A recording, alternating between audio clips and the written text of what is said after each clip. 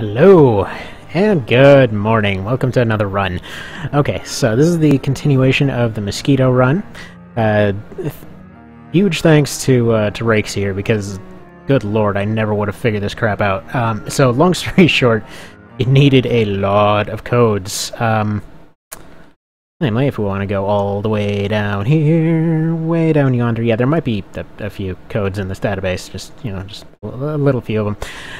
But yeah, so, I was trying for like 2 weeks, give or take, to go and figure these things out, and all I really resulted in was accidentally turning Denim into Olivia somehow. But yeah, so we got these 3 codes they gave right here, and then basically 11 slots. Well, in all reality, 8 slots, because these first 3 are all corresponding with their respective spots in the party. But yeah, we finally have it. Finally have it! So he said that this might be a little bit more fitting of a facade for Steve. So instead of actually being changed to the proper template of the class, he floats and it essentially looks like an Angel Knight. Because, he's been through some stuff. Overall, the story that we're going with on this, at the end of KOL, Steve and all the rest, well, Lance kind of left him behind in the Hell Dimension there. He just went off to go have his happy ending. Nobody ever heard of Steve and everybody else for quite a while. So he took over Hell, he had his adventures, he had his fun. And a few decades later, he found himself all, drained, washed up on the shores here, trying to figure out what the hell he was doing in Valeria. And all he knew is that apparently the timeline had changed, and Lance had given up on his perfect ending and decided to become a douche instead. So, here we are. But yeah, so he gave the option of adjusting their stats and everything else, but you know what, this is supposed to be a challenge run, so dang it, everyone's just starting with base as all hell stats. I don't think he even got his bonuses from the intro. I don't think so, anyway. He gave instructions on how to mess with it, but every time I messed with something, I broke something, so, yeah, that didn't end up happening. Out of curiosity, we're going to end up giving Vice here an axe. I'm just kind of curious whether there's even an animation for that. But yeah, going through the party here. Vin is still a bow user. Tia is still a bow user. I just went with the main 8, that actually made it. Yeah, April is a sidearm user. Rapari is a dagger and sidearm user. Since he's a reference to the pit anyway, might as well set up his Krazen build. We've got Luca here. They don't have a sword, but their main two-hander weapon's a cudgel, so we'll go ahead and go with that for him. And he's a gremlin. We have 2 gremlins on the team. Crossback being the other one. Do I have anything left over for you? Definitely don't. Well, that's fine. Crossback is used to going in utterly unprepared, so he's going to be the instruments and lightning guy. Toots here is going to be using whips down the line. At the moment, those aren't even going to be available, but we'll deal with that as it comes. And then lastly is Mosquito with spellbooks and fire, which again, neither of those currently have anything that they can actually use. Now, one of the funny quirks of messing with the game, more or less, I'm going to show off for exactly 1 fight. Hopefully, actually, do I really want to do... Okay, maybe I don't. Here's the thing.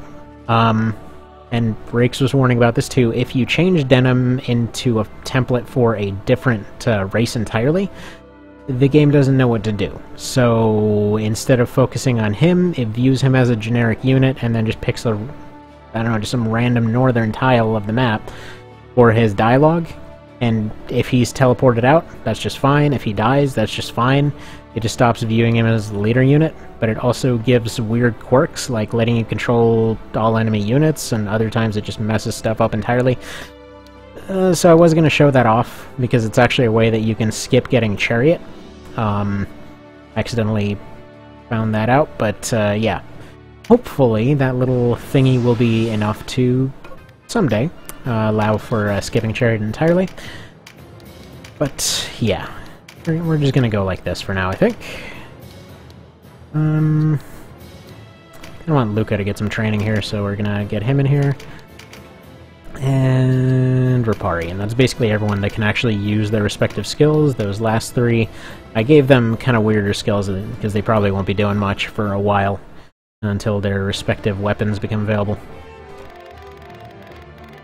Yes, yes, yes.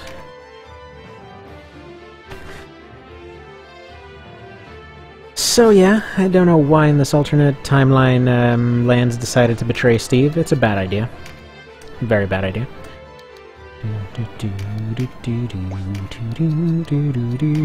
I mean, Steve's gonna be a little bit stronger. I wanna say gives him some base stats, but oh well. It's actually funny because during cutscenes he'll go and transform a little bit. He temporarily turns back into Denim, but only halfway. It's gonna be a strange run. What can I say?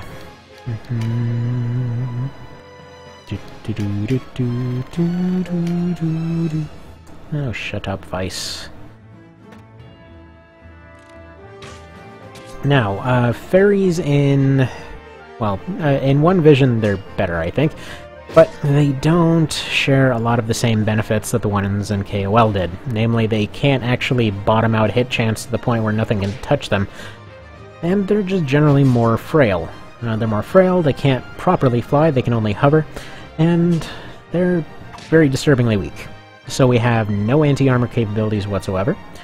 They're going to be fast, but not so fast that we're going to be double turning everything. That's April, so you're going to be bowing. I put a fair number of them on bows because what I'm expecting is to do a lot of essentially just using charm. So yeah, charm, slow, that sort of thing. Gonna be a lot of that.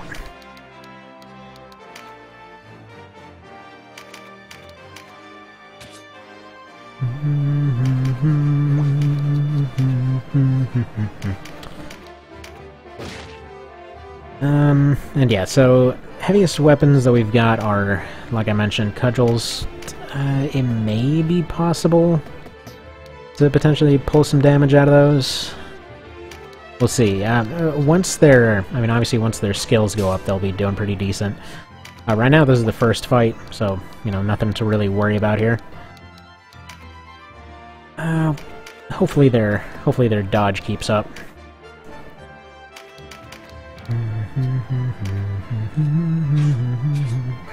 Thankfully, they do quite a bit of damage with those bows. I'm not 100% sure if they're... Not entirely sure if their skills transferred right, but you know what? Been messing around with those codes for a little bit here, and I have no idea what I'm doing, so we're gonna assume everything went right. Okay, this time he does not feel like transforming.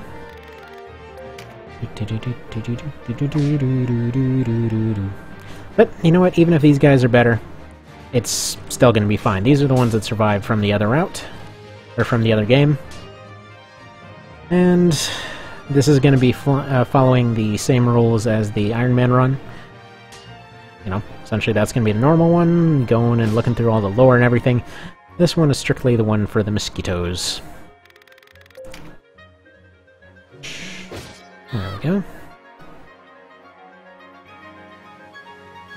But yeah, we're, the only thing we're really limited to is 2 classes, so we're probably going to end up getting pretty over-leveled. But this initial advantage is going to drop off very fast. Again, this is the first fight. They have no accessories, they have nothing really. Nothing really going for them.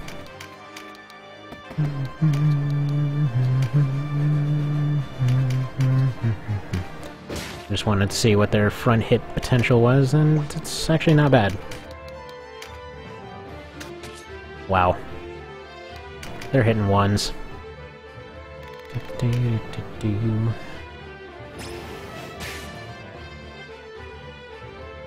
And, in case you haven't noticed yet, essentially these are the Celia Mosquitoes. Essentially the same gang that pretty much stuck together through literal hell.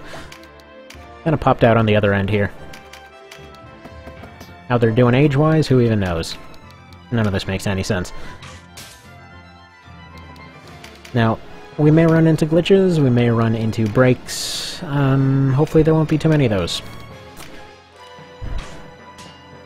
I might end up eventually switching everybody over to bows and then just like doing mass charm kind of situations. I think they can all use bows. Mostly I wanted to keep... I wanted to A, have a variety of a few different weapons, but B, I wanted the option to have daggers because I need somebody doing silencing. Obviously a lot of magic abilities are not going to be very dodgeable. Throat's given out there, but yeah, they're not going to be terribly dodgeable. A lot of them are just flat out 100%, so we'll see how that ends up going. My plan is to turn Steve into an absolute beast like before, but as of yet, I don't know how I'm going to do that. We'll see, we'll see. Might end up making him a fellow cudgel whacker. Could be. The closest thing to an axe that they can actually equip in this one.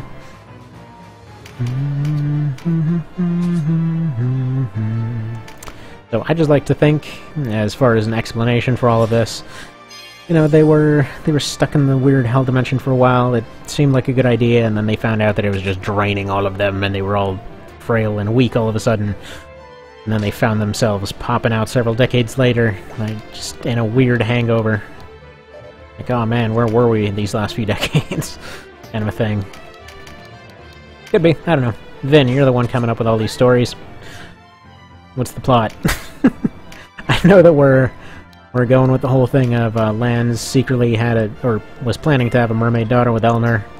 Didn't quite work out, so the whole Hellmoat thing was just, was basically him hoping to make a diving pool, or a lap pool. Who knows?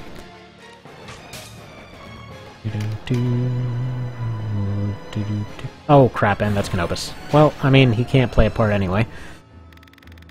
Goodbye! He's absolutely savable. I'm just doing a crap job of saving him in every single run.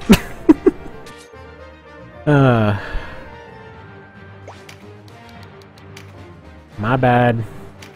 But like I said, he wasn't allowed to participate anyway. Faeries only, dang it.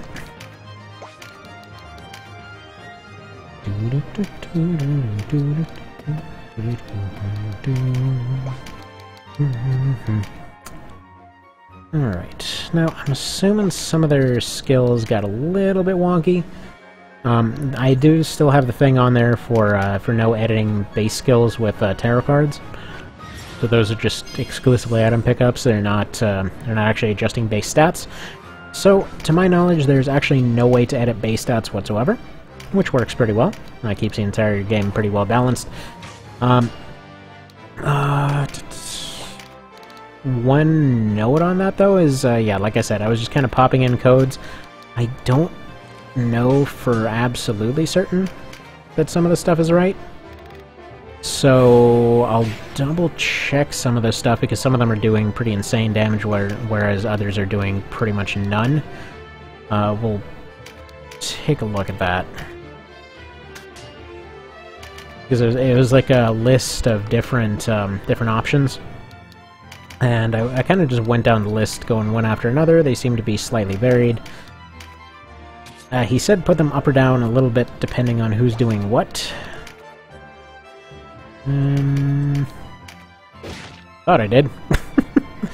This is also probably just due to the fact that everyone's level 1 right now. So the slightest point difference is going to make a very big difference. After this point, that'll probably be a better judge of the whole thing. Alright, she's poisoned. Alright, these guys are not worried about their chaos frame whatsoever. Life is chaos. And it is framed, or something. Yeah, it seems like all the ones with dex weapons are doing fantastically, although so is Luca with his smacky stick.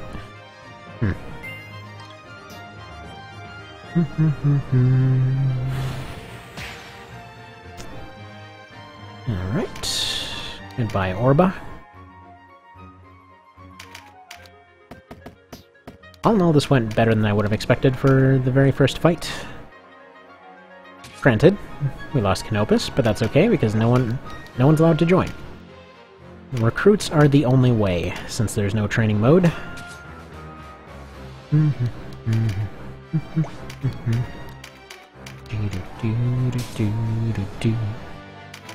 Shanky, shanky, shank.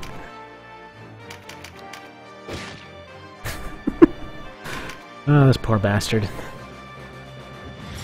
By the way, I tried messing with their classes and allowing them to change classes as far as Cashua losing her healing abilities or Vice losing his punching abilities, but it didn't exactly work out.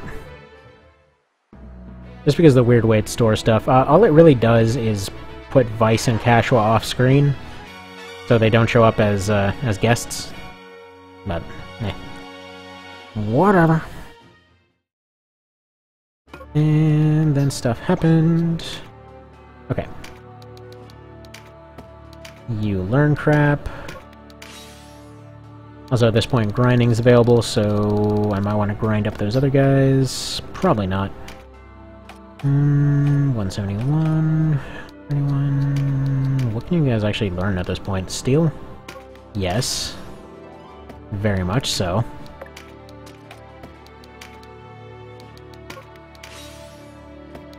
They're going to go up in levels pretty fast, but I'm hoping that the guests will end up absorbing a good bit of that.